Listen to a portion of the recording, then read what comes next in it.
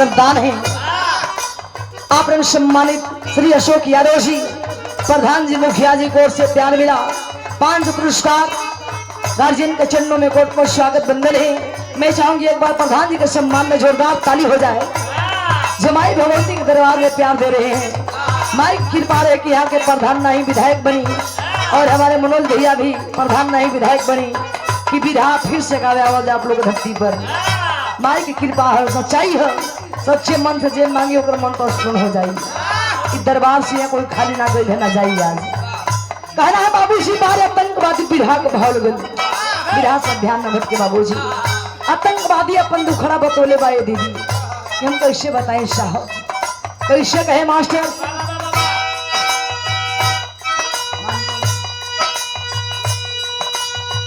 बेटावा के चलत हो भैया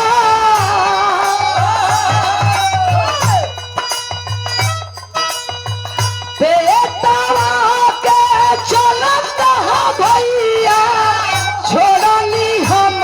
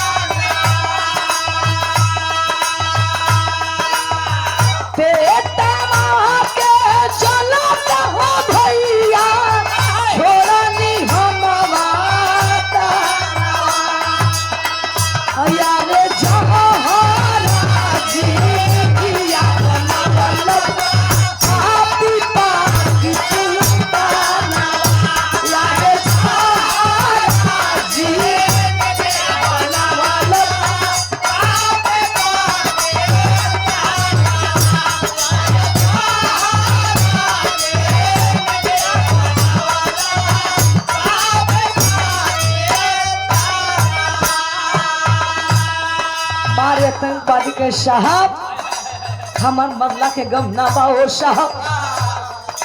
कैसे बताई ओ साहब हमरा के तो आतंकवादी बनावल भी बा साहब। इहे पापी पेट के चलते ओ साहब। अहे दीदी अपन दुखड़ा बतौले आतंकवादी कहत था का कहे मास्टर।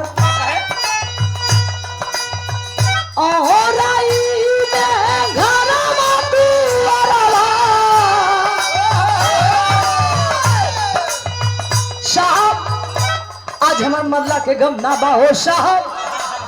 दिल में ये तनिका दुख बा साहब कि काश मरे से पहले अपना बाबूजी का चेहरा तो देख लेती है साहब। ये दिल में हमार लोग साहब। आतंकवादी बताओ थे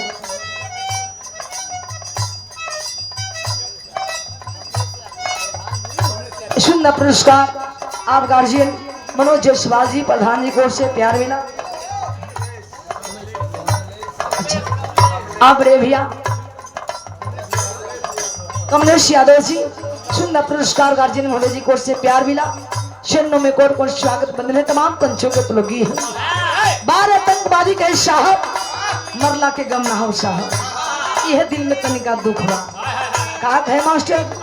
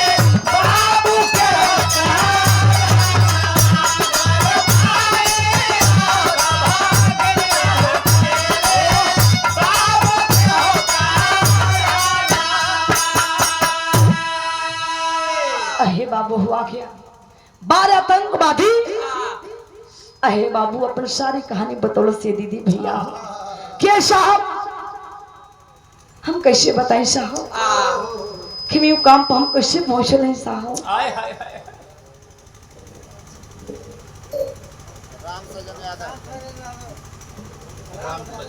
राम सजन यादव जी धर्म के पिताजी को से प्यार मिला 110 रुपया पिताजी के चरणों में कोट कोट स्वागत बंधन है तमाम पंच भैया दीदी लोग नमस्ते प्रणाम हो। लेकिन हुआ क्या और 2 मिनट के कहानी वचल बाबूजी दीदी हो गौर करिएगा।